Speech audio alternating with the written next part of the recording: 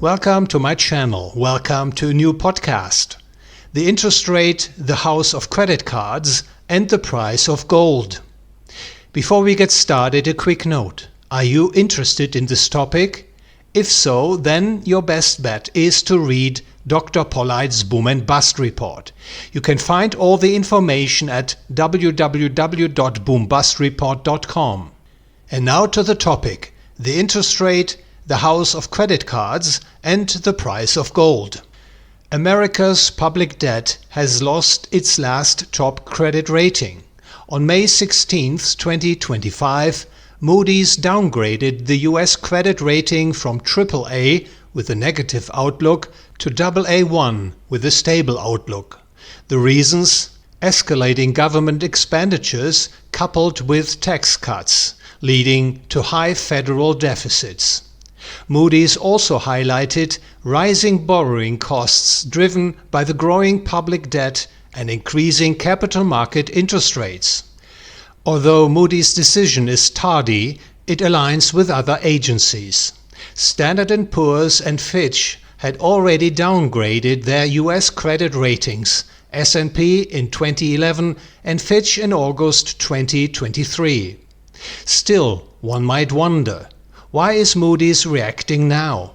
And why is the Federal Reserve so stubbornly refusing to lower interest rates?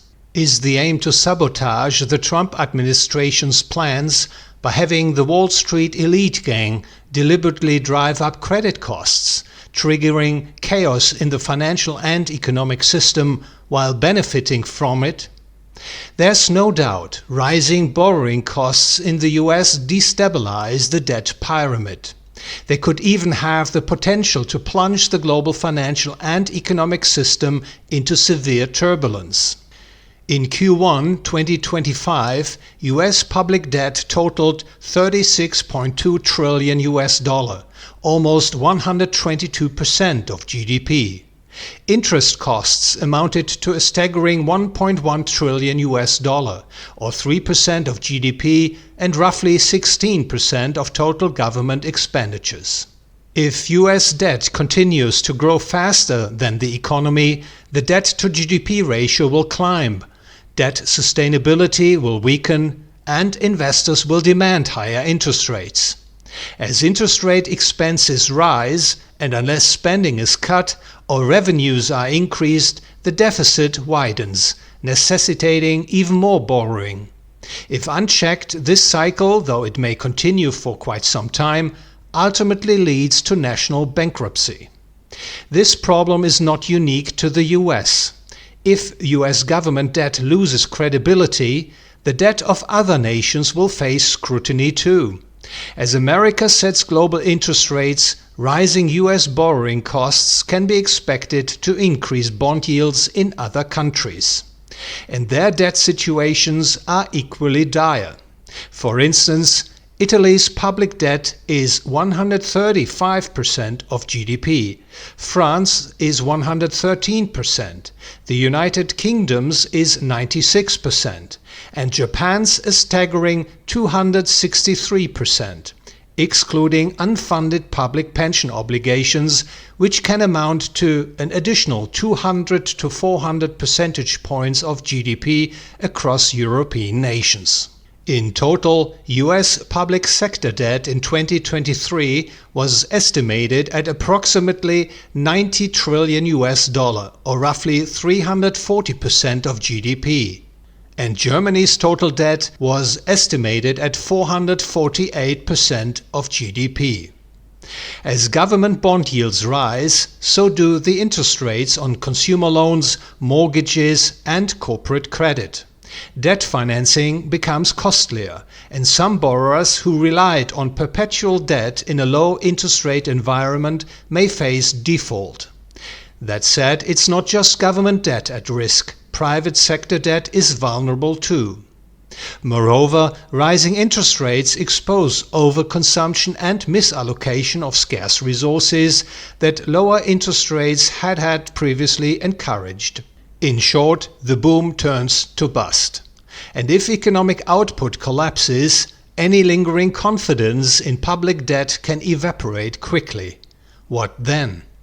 If cutting government spending is politically unfeasible and the scope for tax hikes has been exhausted, then both the rulers and the ruled will likely consider reducing or deferring interest and principal payments on their debt. However, they will likely view the running of the central bank's electronic printing press as the lesser evil to alleviate themselves of their overwhelming debt load. The history of sovereign defaults and the subsequent waves of high inflation provides ample evidence. To prevent interest rates from spiraling out of control, however, central banks will likely intervene. The US central bank has done this before. In 1942 to 1951, it pursued a policy of interest rate control, and more recently, during and after the global financial crisis, the US central bank bought long-term bonds and held their yields artificially low. Meanwhile, the expanding money supply translates into higher goods price inflation, so that nominal market yields after adjusting for inflation, that is, real yields, turn negative. This and the debasement of the purchasing power of money reduces the actual real debt burden in the economy. Debtors benefit, creditors and money holders suffer. If US President Donald J. Trump genuinely wants to dismantle the deep state, counter the globalist Great Reset agenda, and halt the globalists' US military overreach, he must slash government spending, restrict government access to easy money, and, above all, abolish the US central bank. Without these reforms, America and much of the Western world will continue sliding towards economic, financial, geopolitical chaos and war, most likely leading to a neo-socialist, tyrannical world disorder.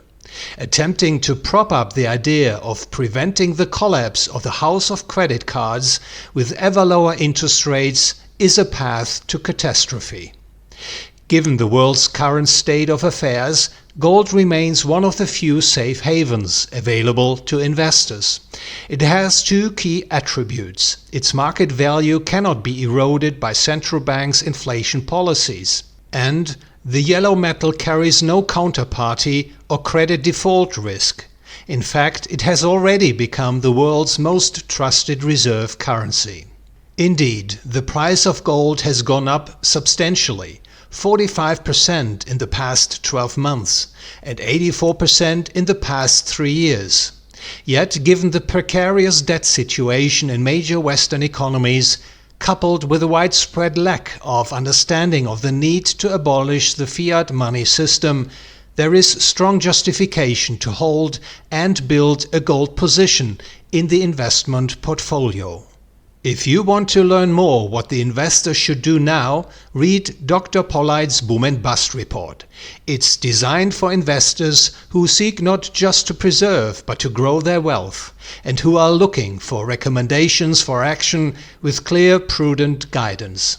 All information can be found at www.boombustreport.com. I look forward to your visit, and thank you for your attention.